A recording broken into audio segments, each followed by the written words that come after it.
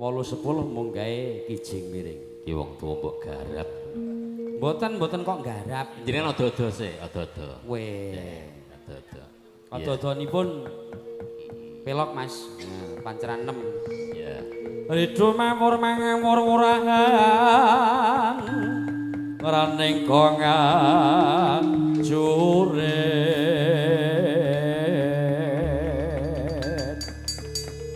kong maguru kongso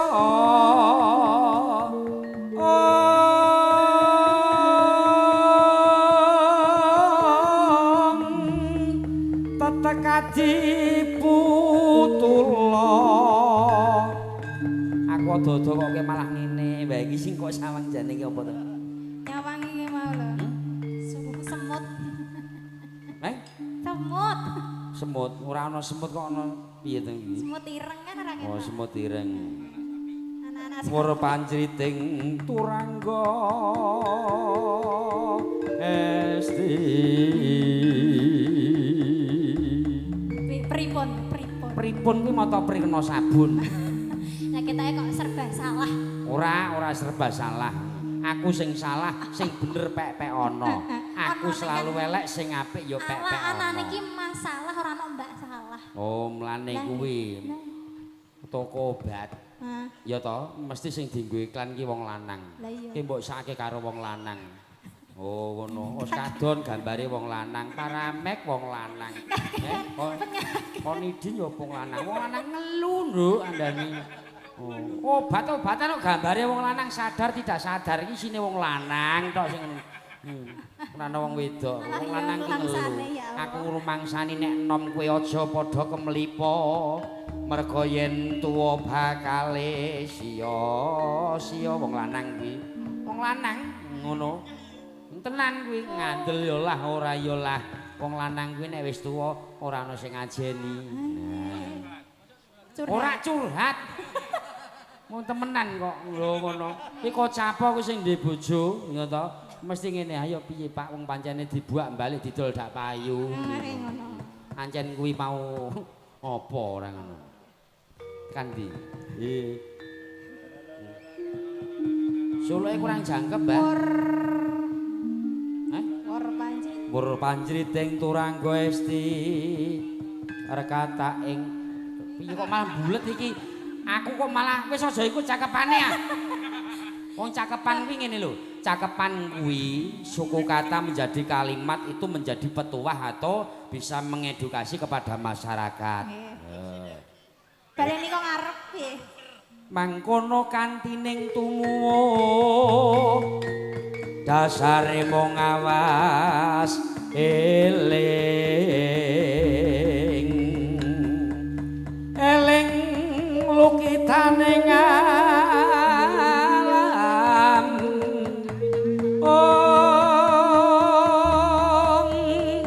kang dadi ujianing dumadi opati nireng sangsaya yaiku pangreksaning urip ning alam donya ngon tanah kula Jawa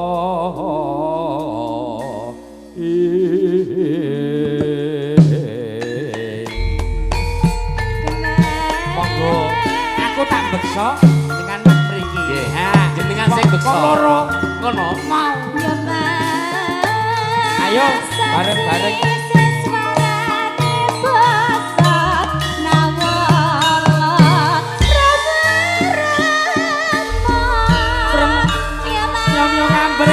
kadi karunane kas musik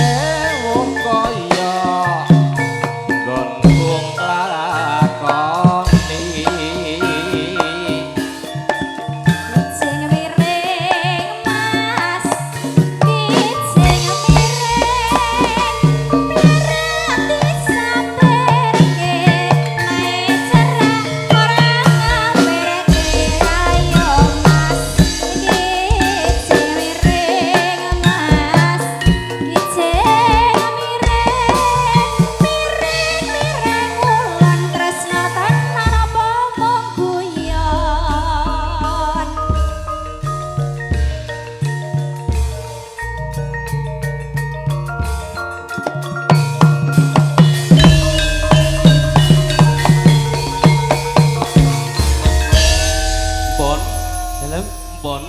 namung menika iki mau ora parikane beda-beda. Piye piye.